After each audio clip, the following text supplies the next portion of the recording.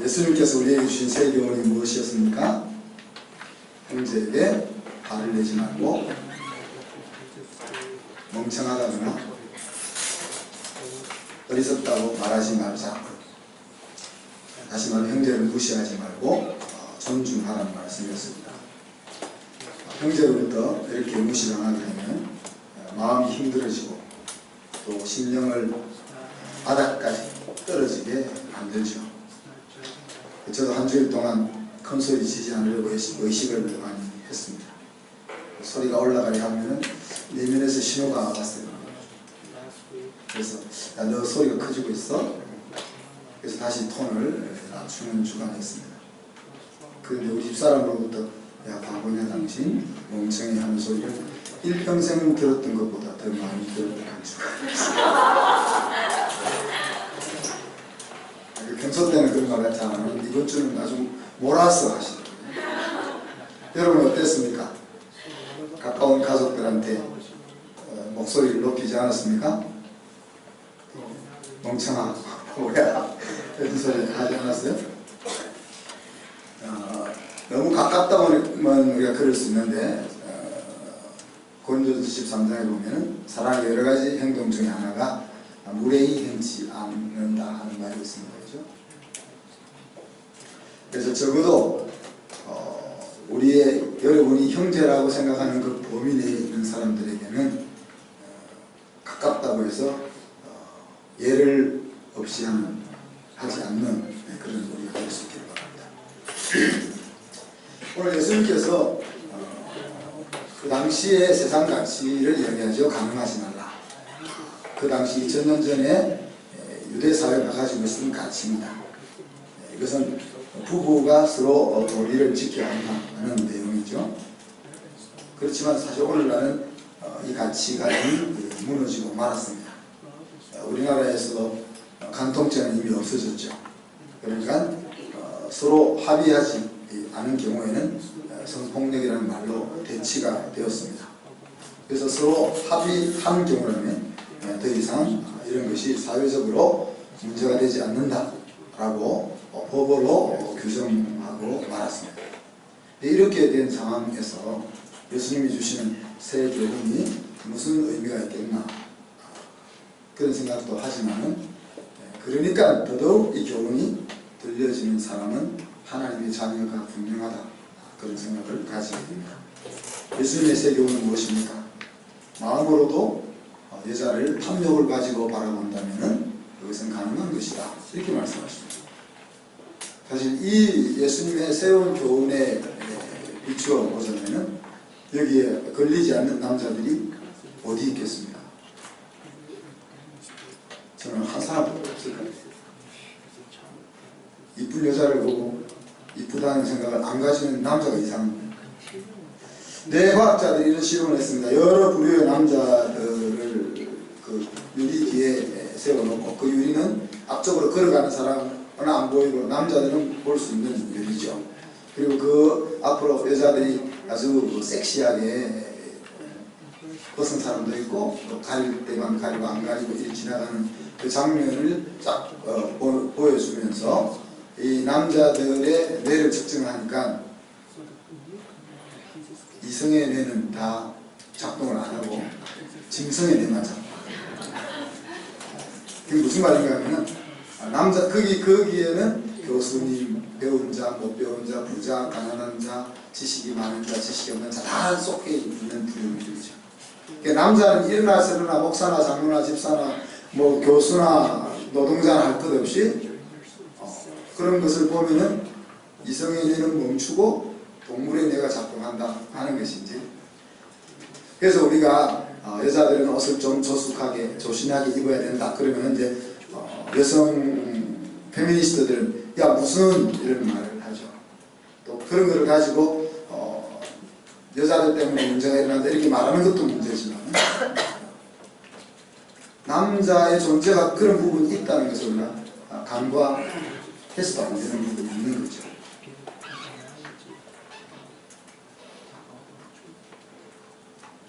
그래서 예수님께서 이어서 말씀하시기를 눈이 실족하게 하거든 떼어버리라.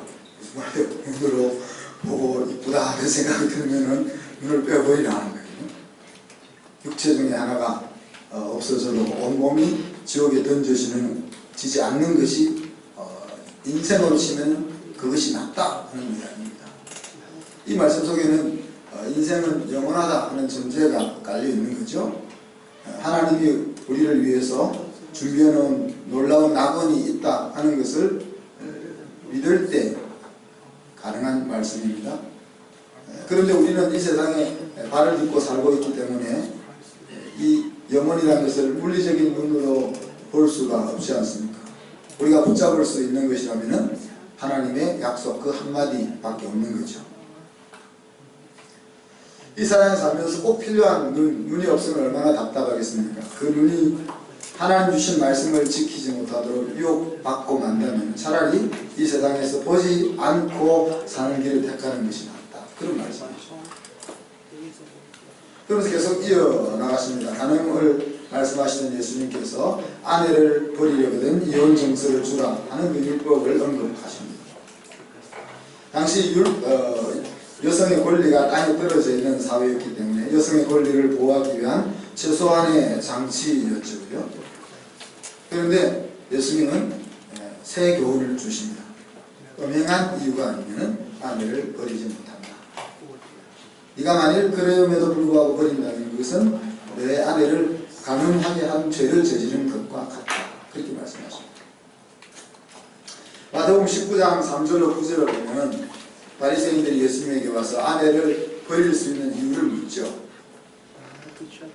싫어지면 이유를 만들어 버렸다는 이야기입니다. 그러나 예수님께서 그들에게 하신 말씀은 뭡니까? 둘이 아니요 한 몸이니 그러므로 하나님이 작정해 주신 것을 사람이 나누지 못할지니라 그렇게 말씀하셨습니다. 하나를 다 쉽게 이야기하면 야 하나를 어떻게 쪼개? 그렇게 사람이 지금 둘로 있으니까 이 두 사람으로 보이는데 하나님의 눈에는 이 둘이 하나인 거죠. 그래서 이걸 쪼갤 수 없다는 거예요. 쪼개면 하나님의 계획 속에서는 사람이 아니라는 미완성의 작품이라는 거죠. 예수님이 주신 새 교훈의 의도는 무엇입니까? 간음하지 말라, 아내를 버리지 말라. 그 말씀의 핵심은 무엇입니까? 가정을 사랑의 보금자리로 지키라는 겁니다. 하나님이 우리에게 주신 가장 기뻐하는 공동체인 이 가정을 하나님이 의도했던 그와 같은 자리로 지켜내라는 얘기입니다. 가정이 무너지면 모든 것이 저는 무너진다. 왜 오늘날 우리 어린 아이들, 우리 청소년들이 불안합니까? 왜 싸납습니까? 왜 마음이 꼬여 있습니까? 왜 공격적입니까? 왜 소극적입니까? 왜 자신감이 없습니까? 왜 도전 정신이 부족합니까?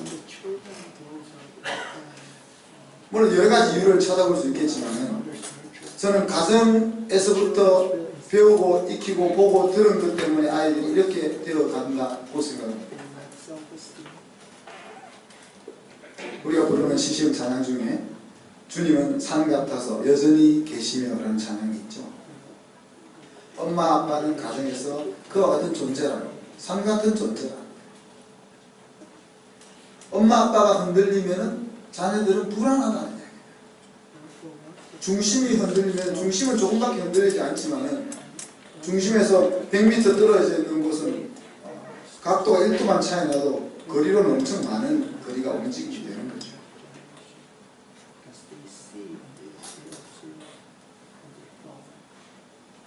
하나님께서 왜 한 여자와 한 여자를 엮어서 가정을 만드셨을까?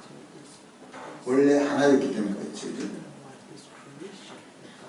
하나였던 것에서 일부분을 취해서 둘로 만드셨습니다.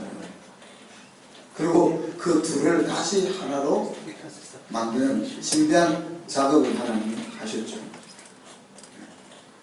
왜 그렇게 하셨을까?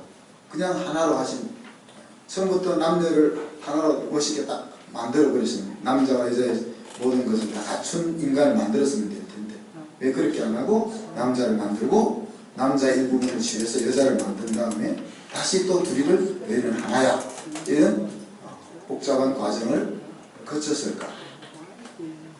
뭐 여러 가지 생각해 볼 수 있지만 저는 저번에 한번 설명을 드린 파이를 크게 하는 하나님의 방법입니다. 아내와 남편이 서로 똑같다면 하나밖에 될 수가 없는 거죠. 그러나 다른 하나와 다른 하나가 연합을 할 수 있다면 그것은 파이가 둘로 커지는 것이다.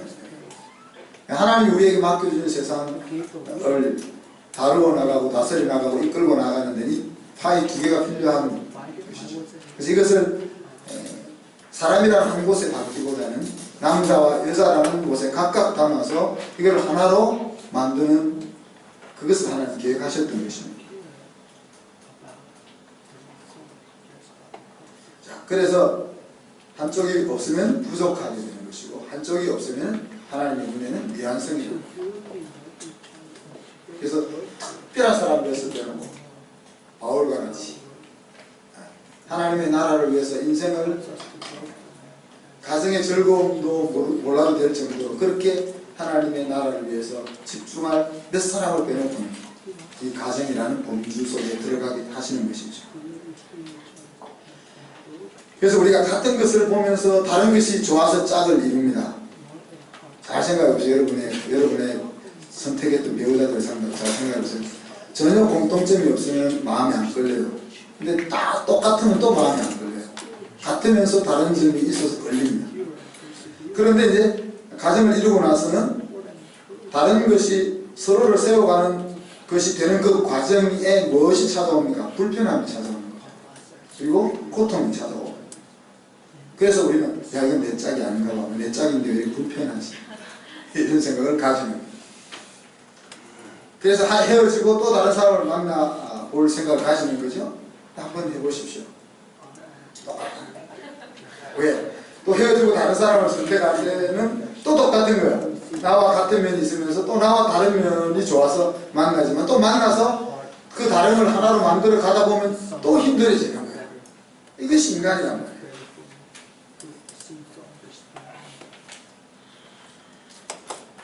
둘째는 이 사랑은 독점적인 속성을 가지고 있잖아요. 그죠? 그래서 한 남자와 한 여자를 엮어서 가정을 만드십니다. 무슬림 사회는 어떻게 그리 잘 사는지 모르겠어요. 한 남자와 네 여자가 안 싸우고 어떻게 잘 사는지 모르겠어. 어떻게 잘 사는지. 성경에 한번 물어보고. 자, 야곱의 가정을 보면은 아내가 넷이었잖아요. 그죠? 아내가 넷이었는데 그 속에 피 터지는 그게 있었잖아요. 또 그 야곱의 가정까지 갈 것 없이 우리나라 왕들, 왕조를 보면 그죠?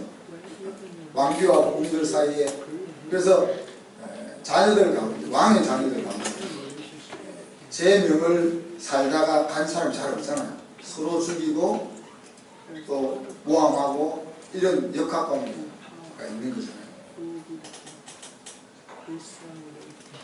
그래서 우리는 하나님의 말씀에 따르면 제2의 선택은 없다고 생각해야 합니다. 왜? 원래 하나이기 때문에. 하나님은 우리를 온전한 사람으로 빚어가시는 데 있어서 가장 가까운 사람들을 사용하십니다. 그 가까운 사람 가운데 자녀들이 있고 또 배우자가 있고 가까운 친척들이 있습니다. 근데 안 보면 되지라고 생각하는 사람을 하나님이 사용할 수 없는 거예요. 안 보면 되지라는 정도의 관계의 사람을 가지고 나를 빚어낼 수가 없는 거예요. 그래서 우리가 청소년들과 젊은이들이 있는데 배우자를 구할 때는 신중해야 해요. 신중만 하면 되겠습니다. 하나님의 뜻을 물어야 해요. 그리고 하나님의 인도하심을 받아야 합니다. 근데 많은 경우의 사람들은 이 배우자를 찾는 부분에 있어서 자기가 하나님보다 더 지혜 있다고 생각합니다. 그래서 하나님의 소리에 귀를 기울이지 않고 자기가 생각하는 대로 결정하고 달려가는 거죠. 하나님의 큰 보호가 없으면 이제 우리가 얼마나 엉망이 되는 가정을 만들 수 있을 것인가 하는 것들을 생각해 볼 수가 있습니다. 자, 그런데 나의 실수였던지 간에 혹은 상대방 때문이었던지 간에 이미 가정이 깨어져 버렸다면 어떻게 할 것인가? 가정을 소중하게 생각했던 사람이었지만 깨어짐의 아픔을 경험한 한 사람이라고 소개합니다. 여러분도 말하면 잘 알 텐데 로마의 휴일 티파니에서 아침을 거기에 등장하는 아름다운 여배우가 있습니다. 누구죠? 어드리 헵번. 얼굴에 비해서 코가 너무 커서 코만 보면 이쁜 얼굴이 아닌데 눈이 크고 전체가 갸름하게 생겨서 많은 남성들이 아주 아름다운 여인으로 흠모하는 여자죠. 그죠?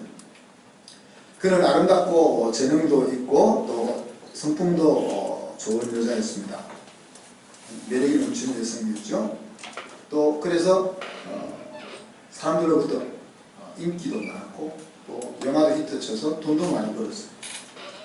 그리고 이 여자는 보통 연예인들의 생각과 달리 행복하고 예쁜 가정을 만들고 싶은 마음이 컸어요. 그래서 남편을 향해서 헌신했습니다. 근데 이 남편은 그 바람과 함께 사라지다 나오는 그 소령 이름이 혹시 생각납니까? 여기 식당 이름이 뭐죠? 없어진 식당. 애슐리에 가면 그 사람 그 사람을 그 크라케이브 말고 크라케이브를 말고 또 그 주인공 여자가 좋아했던 남자 있잖아요. 나중에 한번 밤에 가보시고. 근데 이 남편은 겉은 멀쩡하게 생겼는데 찌질이에요. 연기도 부족하고 해가지고 이 어드리 헵번이 이 남편을 영화의 배우로 성공시키기 위해서 같이 내를 쓰는 거예요. 그러면 고맙다 이래야 될 거 아니에요. 자존심을 내세워가지고 자기 와이프가 힘을 써준 건 또 안 해. 그러다가 결국 이 남편이 어드리 헵번을 버림으로 인해서 이제 이혼하게 되는 아픔을 겪죠.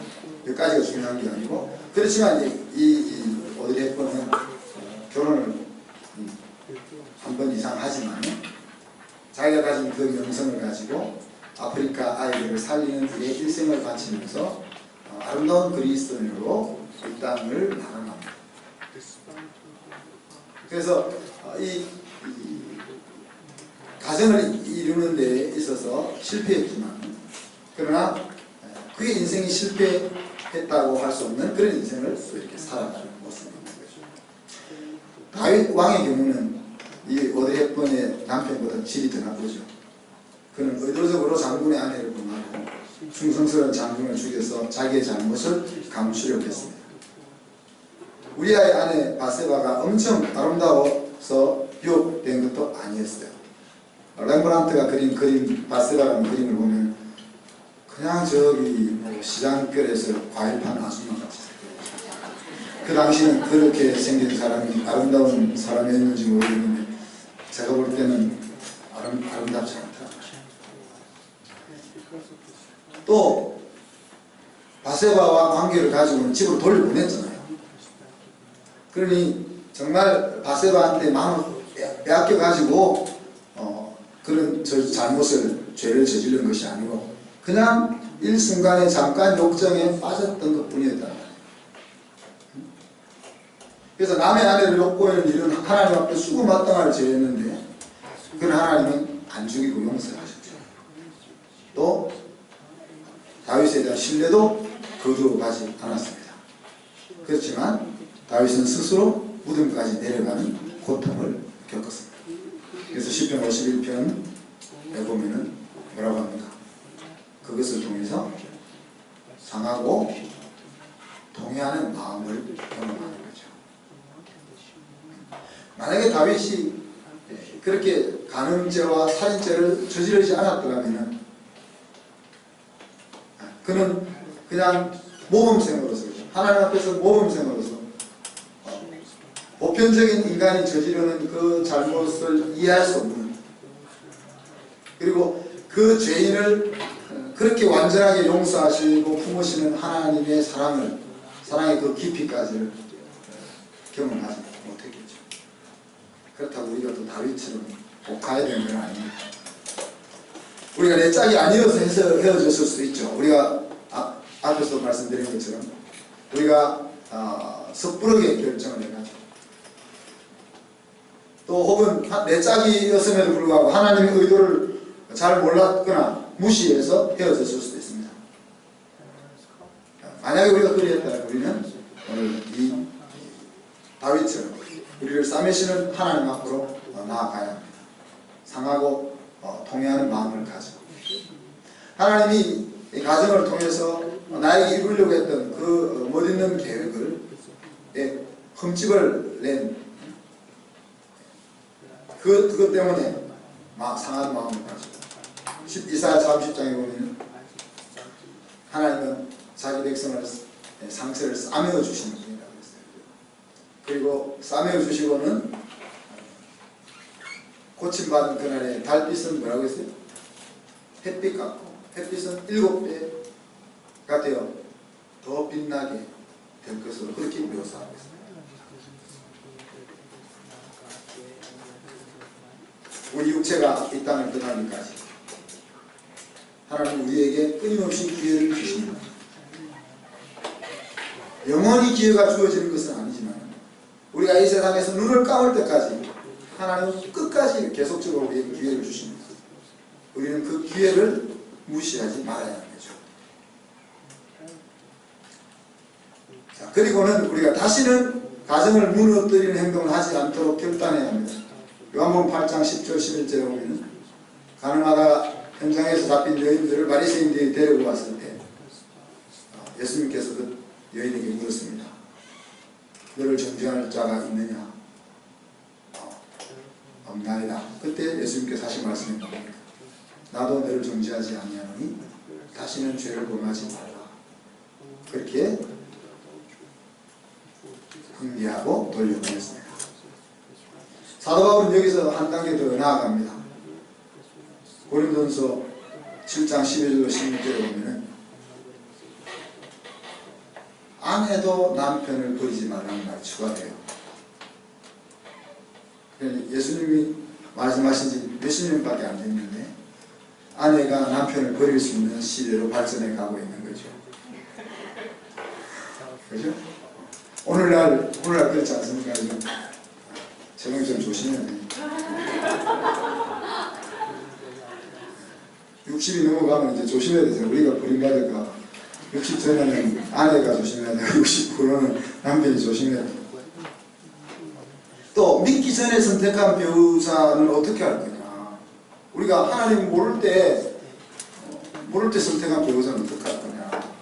또 내가 믿기는 했지만은 하나님에 대해서 잘 생각 못하고 믿음을 고려하지 않고 아내를 또 남편을 선택한 경우는 어떻게 할 거냐. 이런 것까지 확장해 나가고 있습니다. 바울의 대답은 뭡니까?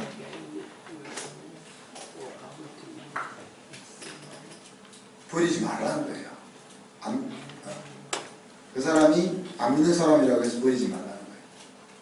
이미 결혼했으니까. 그렇지만 안 믿는 배우자가 야, 너 하나님 믿는 너 꼴 보기 싫어서 못 살겠어. 그러면은 또 붙잡지도 말라. 그것은 육체의 문제보다 영혼의 문제가 더 중요함을 이야기합니다. 또 가정에서 부부가 하나 된다는 것은 단순히 육체로만 하나 되는 것을 넘어서 영혼도 하나가 되어야 한다. 영혼과 정신과 육체가 하나가 되어야 한다 하는 것을 우리에게 보여주고 있는 것이죠. 그래서 우리가 생각할 혹시 이제 그런 결혼이었다면 우리가 생각할 바는 뭡니까? 아내 된 자는 내가 남편을 구원할는지 어찌 알 수 있으냐. 남편 된 자는 내가 내 아내를 구원할지 할는지 어찌 알 수 있으랴. 그 말씀을 붙잡아라 하는 거죠. 그래서 사도행전 17장입니다. 주 예수를 믿어 그리하면 너와 내 가정이 구원을 얻으리라 했습니다. 내가 하나님의 자녀라면 하나님은 나를 통해서 내 가족을 구원할 계획을 가지고 계시겠지라고 우리는 생각하고 행동해야 한다.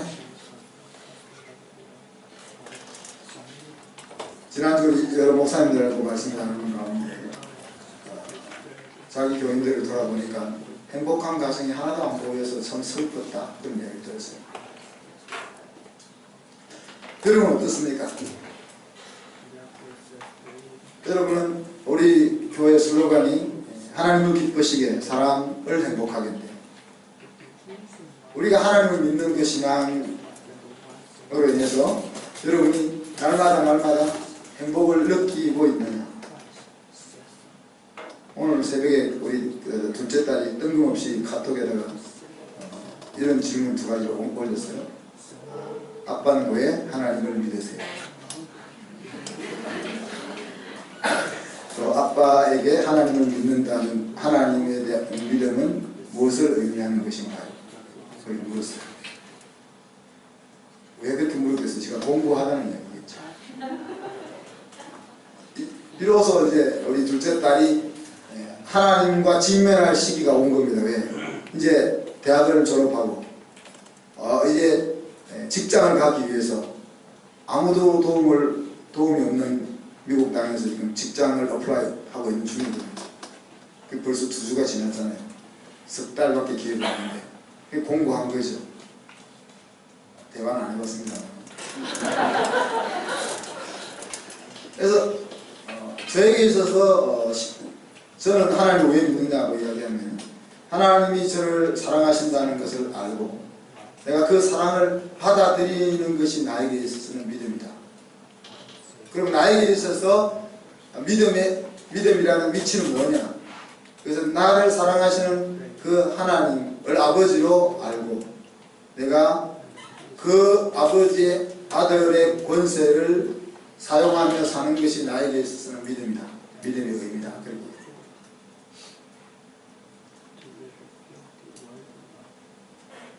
하나님이 우리 가정을 행복의 보금자리로 주셨는데 거기다가 우리 하나님을 왕으로 섬기는 신앙을 같이 가지고 있는데 우리가 우리의 가정 속에서 부족함이 있음에도 불구하고 행복을 느낄 수 없다면 그래서 우리가 오늘 이 말씀 앞에서 다시 한번 우리 마음을 되짚어 봐야 되겠죠. 몸이 함께 한다고 한 몸이 아닙니다. 그죠? 한 집에서 같이 살고 같이 산다고 하나가 아닌 거죠. 그렇다고 항상 보고 싶고 그런 게 아니겠지만 때때로는 안 봤으면 좋겠다는 때도 있겠지만 그럼에도 불구하고 베이스 속에는 행복이라는 것이 깔려 있어야 되는 거죠. 하나가 되어 있다는 것은. 그렇지만 이제 우리가 이 하나됨을 포기하거나 접어서는 안 돼요. 왜? 지금까지 해봤는데 안 돼요. 우리 남편에게는 소망이 없어. 우리 집사람에게는 기대할 것이 없어. 그렇게 접으면 안 됩니다. 오히려 우리 자신이 스스로 먼저 행복을 추구하고 있는 사람이 내려놓아야 된다고 생각합니다. 상대방의 다름을 인정하고 다름을 받아들이는 것이 내려놓는 거예요. 처음 만났을 때는 어떻게 했어요, 여러분? 다른 것이 좋아서 끌렸잖아요. 근데 지금은 다른 것 때문에 힘들잖아요. 처음 만났을 때처럼 다름이 나를 힘들게 하는 것이 아니고 나를 풍성하게 하는 것이야 라는 시각으로 우리가 바뀌어야 됩니다. 그것이 내려놓는 거예요. 부족하게 보이는 것이 있다면 안 되는 것이 보인다면 야 이것은 내가 감당해야 될 것이구나 라고 마음을 먹으면 되는 거예요. 이렇게 내가 접으면 그때부터 하나 되어가는 그림이 보여지기 시작할 것입니다. 사랑하는 성도 여러분, 아내를 사랑하는 것은 나를 사랑하는 것입니다. 남편을 존경하는 것은 나를 존귀케 만드는 기도입니다. 행복한 가정에 대한 기대를 접는다는 것은 하나님의 계획을 무시하는 것입니다. 내가 힘들고 지치고 감당하기 어렵다면 구해 주시고 꾸짖지 않으시는 하나님 앞에 나아가는 것입니다. 나아가기만 합니다. 그래서 우리는 그곳에 가서 하나님 잘 안 됩니다. 어렵습니다. 힘이 듭니다. 이렇게 고소하는 것입니다. 자녀를 훌륭하게 키우는 가장 좋은 길은 사실 부부가 서로 사랑하고 아끼고 이해하고 배려하고 양보하고 믿어주는 환경 가운데서 아이들이 잘하게 하기만 하고 공부를 안 시켜도 돼요. 실력을 갖추기 위해서 애쓰지 않아도 돼요. 그런 컬처 속에 아이가 있으면 지가 알아서 배우고 지가 알아서 개발해 나가고 우리가 그거를 못 해주니까 자꾸 어떻게만 집중합니다. 말씀에 나오면서 같이 기도합시다. 하나님, 우리에게 주신 가정을 행복의 보금자리로 지켜낼 수 있게 하여 주시옵소서. 성령의 도우심을 통하여 이 일이 가능하게 하여 주시옵소서. 같이 한번 기도합니다.